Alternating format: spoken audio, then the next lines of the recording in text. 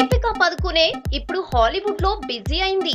బాలీవుడ్ కే time ఇవ్వటం లేదట ఈ బ్యూటీ. ఫుల్ బిజీ షెడ్యూల్ తో అమెరికాలో అంతా చుట్టేస్తోంది. దీపిక డేట్స్ కోసం బాలీవుడ్ నిర్మాత, దర్శకులు కూడా వెయిట్ చేస్తున్నారు. అలాంటి హీరోయిన్ ఏరికోరి ఓ సినిమాలో నటిస్తా అంటూ ఓపెన్ ఆఫర్ ఇచ్చిందట. ఆ సినిమా మరేదో కాదు, బాహుబలినే. ఇటీవలే జాతీయ ఉత్తమ చిత్రంగా కూడా ఎంపికైంది. అప్పుడెప్పుడో బాహుబలిని చూడనే లేదు అంటూ వయ్యారాలు పోయిన ఈ అమ్మడు ఇప్పుడు బాహుబలిలో కొద్దిసేపు కనిపించినా చాలు అంటుందట.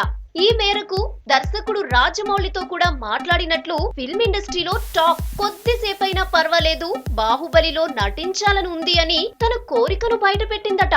మరి దీపిక నటించే పాత్ర ఇంకా ఉందా లేదా, లేకపోతే దీపిక కోసం ఏదైనా ఓ పాత్రను సృష్టిస్తారా అనేది చూడాలి. ప్రస్తుతం బాలీవుడ్, హాలీవుడ్ లో నోటెడ్ అయిన దీపిక బాహుబలిలో నటిస్తే మరింత మైలేజ్ ఖాయమంటోంది ఇండస్ట్రీ.